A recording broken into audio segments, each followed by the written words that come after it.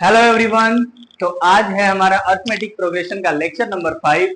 और कल भी हमने क्वेश्चन किया था nth term general term of AP पे, और आज भी हम क्वेश्चन करने जा रहे हैं। आज के क्वेश्चन कुछ आपके थोड़े से स्पेशल क्वेश्चन हैं, और कल वाले भी क्वेश्चन स्पेशल ही थे, जेईई मेन टाइप क्वेश्चन थे। आज भी जेईई मेन टाइप क्वेश्चन है। आइए चलते हैं इस क्लास में। तो सबसे पहला क्वेश्चन हमने आपको लिया है कि if a1 a2 a3 dot dot an are in AP, अगर a1 a2 a3 dot dot an AP में है तो for all A I greater than zero, मतलब जितने सारे A1 A2 A3 है ये सारे के सारे जीरो से बड़े हैं, कोई निगेटिव टर्म नहीं है। तो कह रहा है कि 1/√A1 plus 1/√A1 plus √A2 plus 1/√A2 plus √A3 plus dot dot dot √AN minus 1 plus AN, ये सारे के सारे टर्म क्या है? इसको, इस LHS को आप प्रूफ करिए n-1/√A1 प्लस √AN। आइए समझते हैं, करते हैं प्रूफ। लेंगे हम LHS को। LHS हमारे पास है 1/√A1 plus √A2 plus 1/√A2 plus √A3 plus dot dot 1/√n minus 1 plus √an। अब करेंगे क्या हम? जब भी हमको रूट दिखता है तो पहला काम क्या होता है? रेशनलाइज ना। तो कर दो रेशनलाइज। रेशनलाइज करना तो ऐसे करना है, इसके नेगेटिव साइन से मल्टीप्लाई करते हैं। तो ये समझो कि A1 प्लस A2 या A2 प्लस A1, बात तो एक ही है। तो ऐसा समझो कि √A2 प्लस √A1 लिखा है, तो हम √A2 माइनस √A1 से ऊपर में मल्टीप्लाई और नीचे में √A2 प्लस √A1 इसको लिख दो, और इसमें मल्टीप्लाई किए हैं √A2 प्लस √A1, यहाँ माइनस से किए हैं ना, ऊपर नीचे मल्टीप्लाई किए हैं। यही काम करेंगे यहाँ भी। तो √A3 माइनस √A2 अपन √A3 plus √A2 into √A3 minus √A2 plus dot dot dot 1/√n plus √n minus 1। इसमें मल्टीप्लाई फिर किससे? इसमें भी √n माइनस √n माइनस 1 से ऊपर भी और नीचे भी √n माइनस √n माइनस 1। ठीक है। अब जरा एक सेकंड के लिए यहाँ देखिएगा जरा, √A2 माइनस √A1, ये तो सही बात है कि जो है वही रहेगा, लेकिन यहाँ √A2 प्लस √A1 और √A2 minus √A1, a plus B और a minus B, A square minus B square, मतलब आपके पास √A2 का स्क्वायर A2 माइनस A1 हो जाएगा ये, प्लस यहाँ पे √A3 माइनस √A2 अपन ये A3 माइनस A2 हो जाएगा, बोलो बोलो, और यहाँ पे plus √AN minus √AN minus 1 अपन ये AN माइनस AN माइनस 1 हो जाएगा। अब आप मुझे एक बात बताइए, इस ये A2 माइनस A1 क्या आएगा? D। A3 माइनस A2 भी क्या आएगा? D। क्योंकि A1 A2 A3 सब क्या है? AP में है, तो इसके कॉमन डिफरेंस D हो गया, D हो गया, D हो गया। सबके पिछले में से घटाने पे क्या आएगा? Common difference D। तो यहाँ से यहाँ में घटेगा तो D ही आएगा, सबके नीचे D, मतलब 1/D कॉमन ले लीजिए एलसीएम लेके। तो यहाँ में क्या बचेगा? A2 minus A1 plus A3 minus A2 plus dot dot √AN minus √AN minus 1। अब एक बात बताओ, कट क्या रहा है? A2 से √A2 माइनस √A2, फिर A3 वाला कट जाएगा, ऐसे करते करते AN माइनस 1 वाला कैंसिल हो जाएगा। लास्ट टर्म हमारा बचेगा यहाँ पे √AN और यहाँ पे बचेगा √A1। तो हमारे पास 1/D क्या बच गया? √AN, पॉजिटिव है ना, ये बच गया, और माइनस √A1, यही बच गया।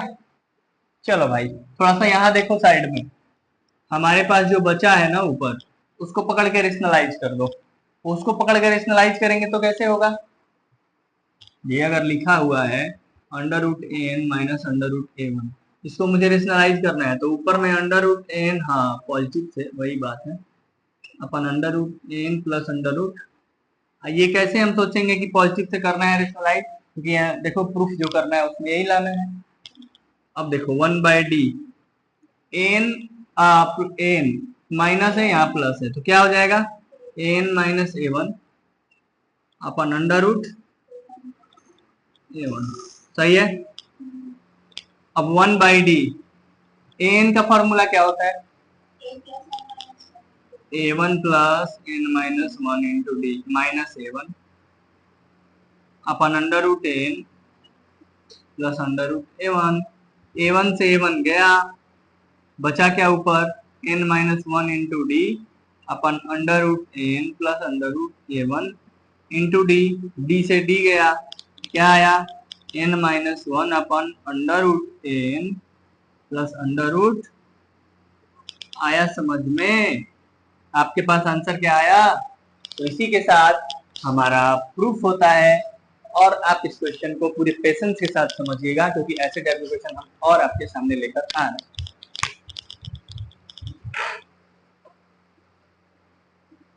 जैसा पिछला क्वेश्चन अभी देखे थे, क्वेश्चन क्या था? उसमें रूट लगा हुआ था तो हमने रेशनलाइज किया, रूट नहीं लगा हुआ है, रेशनलाइज नहीं करना है। तो इस क्वेश्चन में इसके एलएचएस को लेके हमें आरएचएस अगर लाना है तो इसका एलएचएस हमारे पास ये गिवन है।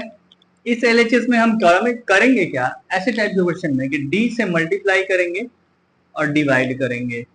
जब ऊपर डी से मल्टीप्लाई करेंगे तो इस पूरे एलएचएस में क्या करेंगे? डी से मल्टीप्लाई। एक स्टेप ये लिखना है, लेकिन आप लिखना, मैं डायरेक्ट लिख रहा हूं मल्टीप्लाई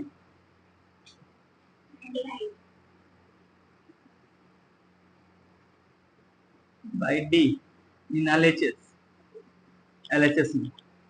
एलएचएस में अगर हमने डी से मल्टीप्लाई और डी से डिवाइड किया तो 1/d तो बाहर हो गया, डी से मल्टीप्लाई किया तो D upon A1 A2, D upon A2 A3, D upon n minus 1 into a, where d is common difference, d equal to common difference। ठीक है, तो 1/d को तो 1/d रहने दो, इस d को लिख सकते हैं ना A2 माइनस A1। बोलो, यहां चालाकी क्या करेंगे कि A2 A3 है तो यहां लिख देंगे A3 माइनस। समझ में आ रहा है कि नहीं?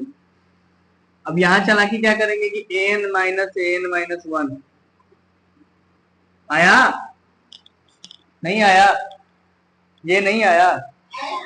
ठीक है, अब 1/d A2 में A1 A2 से डिवाइड करेंगे तो क्या आएगा? 1/A1, और फिर A1 में डिवाइड करेंगे तो A1 से A1 गया माइनस 1/A2, प्लस इसमें डिवाइड करेंगे तो 1/A2 और इसमें डिवाइड करेंगे तो 1/A3 plus dot dot dot. an में करेंगे तो an से an कैंसिल होगा, 1 अपॉन an माइनस 1, और an माइनस 1 में डिवाइड जाएगा तो an माइनस 1 से an माइनस 1 कैंसिल होगा, an आएगा। आया बात समझ में? A2 से A2 गया, A3 से A3 जाएगा, सारे टर्म्स चले जाएंगे, बचेगा क्या हमारे पास?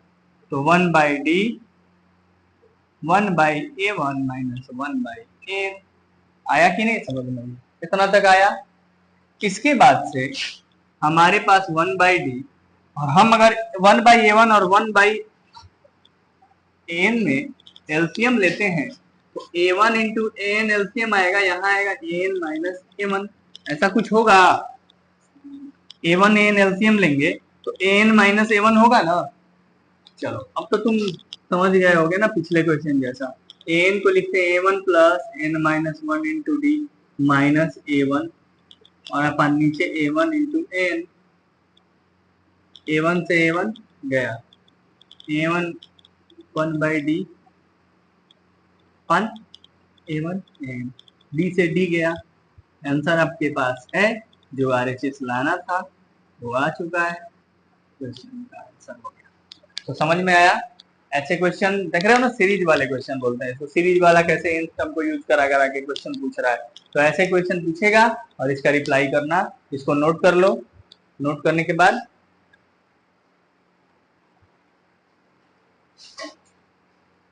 चलते हैं इसी सीरीज के नेक्स्ट क्वेश्चन में। और ये थोड़ा सा अलग क्वेश्चन है उनसे। इस क्वेश्चन में बोला है, सबसे पहले है उसी पैटर्न पे है, बस थोड़ा सा ट्रिग्नोमेट्री का यूज किया है। तो आइए समझते हैं। इसके एलएचएस में है sine D into cosec A1 cosec A2 plus cosec A2 cosec A3 dot dot cosec an minus 1 into cosec an, और इसको हमें शो करना है कि cot A1 minus cot an। आइए समझते हैं इस क्वेश्चन को। साइन डी लिखा हुआ है, साइन डी लिख लिए, एक काम करते हैं, cosec a1 और cosec a2, ये सारे cosec वाले को साइन में बदल लें, साइन में, तो ब्रैकेट के अंदर इसको लिख सकते हैं sine a1 into sine a2 plus 1 by sine a2 into sine a3 plus dot dot 1 by sine n minus 1 sine. सही है। अब एक बात बताइए, साइन डी सब में साइन डी से मल्टीप्लाई कर दे क्या? ये साइन डी जो बाहर है ये सब में मल्टीप्लाई है ना, तो क्यों ना हम इसमें भी साइन डी से कर दे मल्टीप्लाई, क्यों ना इसमें भी कर दे साइन डी से मल्टीप्लाई, और सब में करेंगे तो यहाँ भी साइन डी। अब चालाकी वाला स्टेप क्या है? हेलो, इसमें चालाकी वाला स्टेप यही है कि a1 a2 दिया है ना, तो d को a2 माइनस a1 लिख लो, हो गया, क्वेश्चन सॉल्व हो जाएगा। देखो कैसे, समझ गई ना?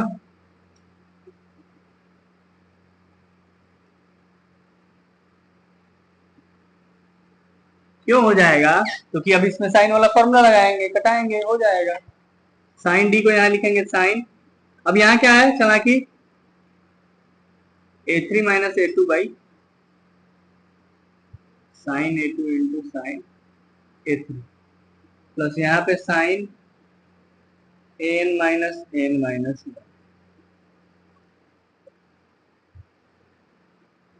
Sign n minus 1 into sine n। आ जाओ इधर, साइन a2 माइनस a1 का फॉर्मूला क्या होगा? साइन a माइनस b का फॉर्मूला होता है sine a cos b minus cos a sine cos b minus cos a upon sine a1 into sine plus यहाँ साइन a3 माइनस a2 में लगाएंगे तो sine a cos b minus cos a sine b upon sine a2 into sine a3 plus dot dot n minus 1 में लगाएंगे तो sine a1 n sine a cos b minus cos n sine n minus 1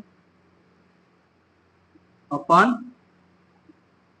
sine n minus 1 sine n। अब बताओ एक बात कि अगर मैं इसमें देखो इधर इसमें डिवाइड दूं तो साइन a2 से साइन a2 गया, cos a1 by sine a1 cot a1, और इसमें करूं तो cos a2 by sine a2, क्योंकि साइन a1 से साइन a1 चला जाएगा, तो cos a2 by sine a2। चलो इसको सॉल्व करो, साइन a3 से साइन a3 गया तो cos a2 by sine a2 और माइनस साइन a2 से साइन a2 गया तो cos a3 by sine a3 cot और प्लस डॉट डॉट यहाँ आ जाओ, साइन an से साइन an गया cos an minus 1 cot an minus 1 और माइनस cos an से साइन an माइनस 1 से साइन n माइनस गया तो cos an by cot an हो जाएगा क्या? ये सही है। अब हमें ये देखने को मिल रहा है कि ये तो कट रहा है सब, तो बच क्या रहा है? बच रहा है cot a1 minus cot a, जो कि हमारे पास भी बच गया और यही हमारा आंसर हुआ। तो सो सिंपल क्वेश्चन, बट थोड़ा सा टेक्निकल कहा था कि इसको साइन में कर दो, यहाँ साइन डी से मल्टीप्लाई कर लो और साइन डी को a2 माइनस a1 कर लो। समझ में आया? तो इसके साथ n टर्म्स वाले क्वेश्चन सारे वैरायटी के हमने करा दिए। अब चलते हैं थोड़ा सा selection of term of AP पे, एपी के सिलेक्शन ऑफ टर्म पढ़ेंगे, पहले इसको नोट करो, पढ़ाते हैं। तो आइए समझते हैं कि selection of terms of AP क्या होता है। सिलेक्शन ऑफ टर्म्स मींस किसी एपी में कितने टर्म्स का सिलेक्शन करना है। अगर हमसे बोले कि एपी के 3 टर्म का सम दिया है तो 3 टर्म, हम ऐसा नहीं है, ऐसा बोलता है देखो कि किसी ट्रायंगल में एंगल का सम दिया है और वो ट्रायंगल के एंगल एपी में है, तो ट्रायंगल में कितने एंगल होंगे? 3। तो अगर आप सोचो कि अगर आप ऐसा मानते हो कि a प्लस डी और a प्लस 2d ये भी एपी में है, अगर इस टाइप्स के एंगल्स को लेते हो तो तुम्हारे पास सम करोगे तो क्या आएगा? a प्लस डी और a प्लस 2d को सम करोगे तो 3a प्लस 3d आएगा। 3a प्लस 3d आया और अगर सम किए तो 80 के बराबर रखोगे, मतलब 3a plus 3d equal to 180। यहाँ से आपके पास a और d दो वेरिएबल आ गए, यहाँ से पॉसिबल नहीं होता है कि हम a और d दोनों वेरिएबल की वैल्यू निकालें। लेकिन अगर हम इस टेक्निक से मानेंगे, वो टेक्निक है कि अगर हम AP के टर्म्स को मानेंगे a माइनस डी, a और a plus D, a minus D, a और a प्लस डी, ये भी तो AP में है, d कम फिर उतना फिर d, ये भी तो AP में है। अब इसका सम करो 180 के बराबर, तो a minus D plus A plus A plus D करेंगे तो माइनस डी से प्लस डी गया 3a, और 3a इक्वल टू आता है 180, तो a इक्वल टू आता है 60। मतलब हमारे पास यहाँ पे एक वेरिएबल में आ जाता है और एक वेरिएबल से हमें आंसर निकालना आसान हो जाता है। समझ में आया? तो इसलिए हम पढ़ते हैं selection of terms in AP। ऐसा नहीं कि उससे हो नहीं जाएगा, लेकिन बहुत लेंथी प्रोसेस करने से अच्छा है कि हम यहाँ पर सिलेक्शन ऑफ टर्म्स में a को a मतलब होगा हमारे पास फर्स्ट टर्म, और d मतलब होगा कॉमन डिफरेंस। आ रहा है बात समझ में? तो अगर हमारे पास 3 टर्म का सिलेक्शन करना है, 3 टर्म्स, तो 3 टर्म्स को कैसे सेलेक्ट करेंगे? a माइनस डी, a और a प्लस डी। AP में तो है, 4 टर्म्स को सेलेक्ट करना होगा, तो कैसे सेलेक्ट करेंगे? 4 टर्म्स को सेलेक्ट करना होता है तो सेलेक्ट करते हैं a minus 3d, a minus D, a plus D और a प्लस 3d। इसमें 2d का देखो डिफरेंस है ना। अगर 4 टर्म्स के बाद 5 टर्म्स को सेलेक्ट करना हुआ तो हम करते हैं a minus 2d, a minus D, a plus D और a प्लस 2d। देखो सब में AP में है, सब सेलेक्ट करेंगे, ऐड करेंगे तो सारा A में आ जाएगा, D खत्म हो जाएगा। तो ऐसे ऐसे सेलेक्ट करने का ये तरीका होता है। आपको AP में 3 टर्म 5 टर्म यही देगा, और NDA में अच्छा खासा क्वेश्चन है, जेईई मेन में इससे प्रॉपर्टी, इसको और प्रॉपर्टी को मिला के क्वेश्चन पूछ लेता है। तो आप इसको याद रखिएगा कि जब भी AP में 3 टर्म सेलेक्ट करने हो तो हम कैसे सेलेक्ट करेंगे? a माइनस डी, a और a plus D. 4 term select करना हो तो a माइनस 3d। मतलब अगर 3 term select, odd number of term select करने हो तो कॉमन डिफरेंस कितने का है? d का कॉमन डिफरेंस है, यहाँ भी d का कॉमन डिफरेंस है। बट अगर 4 इवन टर्म सेलेक्ट करने हो तो 2d का कॉमन डिफरेंस है। देख रही हो ना? तो इसलिए अब हम ये तो लिख दिया, अब सिलेक्शन ऑफ टर्म्स आपको समझा दिए। अब आप इस पे क्वेश्चन दिया होगा, जरा बोलिए तो, कोई भी क्वेश्चन बोलिए, क्वेश्चन बोलिए। The product of 3 numbers in AP is 224, and the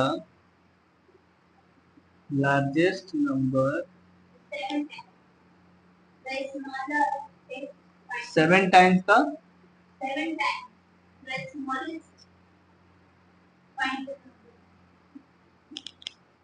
find the number solution।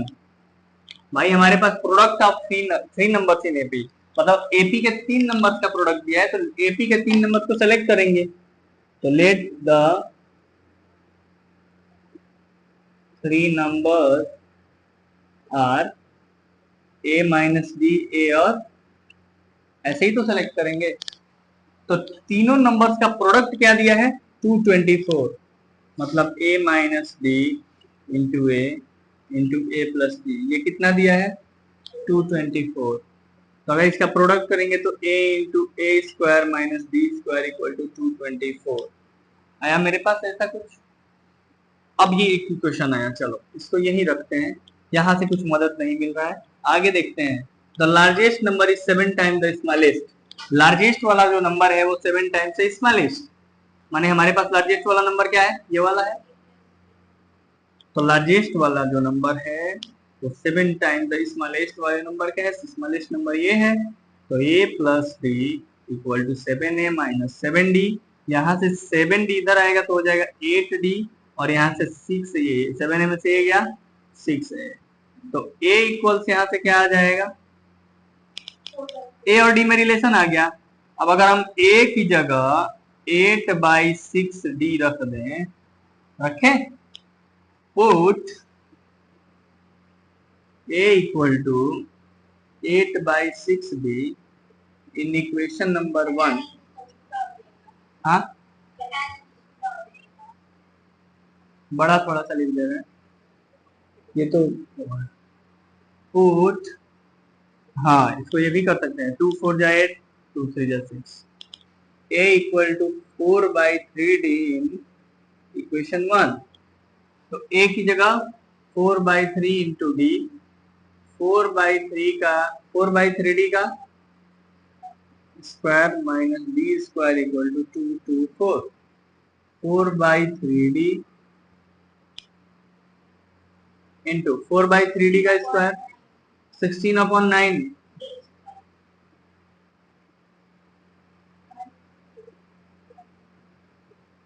तो 4/3d और 9 घटाएंगे 16 में से तो 7d² 9 इक्वल टू 2 2 4। फिर से सॉल्व करेंगे यहाँ पे अलग। तो ये देखो 4 7 या 28 और 3 या 27, तो 28/27 और d into D square, D cube बराबर 2 2 4।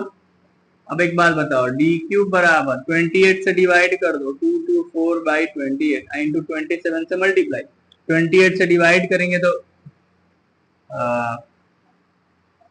6 टाइम जाएगा, तो 2 से कटा लो पहले, 2 1 1 2 2 14 14 7 जा, नहीं नहीं नहीं 2 से फिर से कटा लेते हैं ना,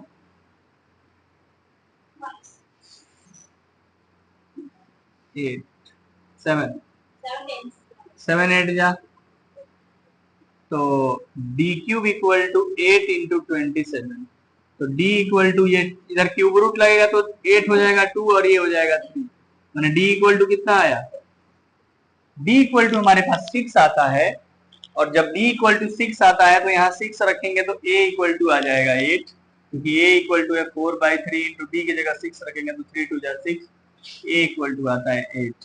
तो smallest number, find the number, number find करने हैं ना, तो नंबर फाइंड करने हैं तो हमारे पास आता है d और a आ गया, d और a आ गया, तो नंबर क्या हो जाएगा, a माइनस डी, a और a प्लस डी, a की जगह क्या रखेंगे 8, तो 8 माइनस 6 और 8 प्लस 6, यही तो नंबर होंगे। समझ में आया? तो इस तरीके से ये थोड़ा सा तुमको दे दिया था टेक्निकल वाला, आसान क्वेश्चन भी इसमें देते हैं जो एग्जांपल में दिए होंगे, आप करिएगा एक्सरसाइज में। तो इससे तो ये सारे क्वेश्चन हमने करा दिए, कुछ ये तो थोड़ा सा टफ वाला था लेकिन फिर भी हमने कराया, और ये आपके लिए टफ नहीं होगा। तो सिलेक्शन ऑफ टर्म आने चाहिए, इसमें 3 टर्म बोला था हमने, a माइनस डी और a प्लस डी लिया। आपको अगर 4 टर्म सेलेक्ट करने के लिए बोलेगा आप ये लेना, और तरह तरह के क्वेश्चन मिलेंगे, करिएगा। इसी के साथ मिलते हैं कल अगले वीडियो में सम ऑफ एन टर्म के साथ, तो रेडी रहिएगा बिल्कुल सम ऑफ एन टर्म पढ़ने के लिए। और थैंक्स फॉर वॉचिंग, बने रहिए हमारे साथ।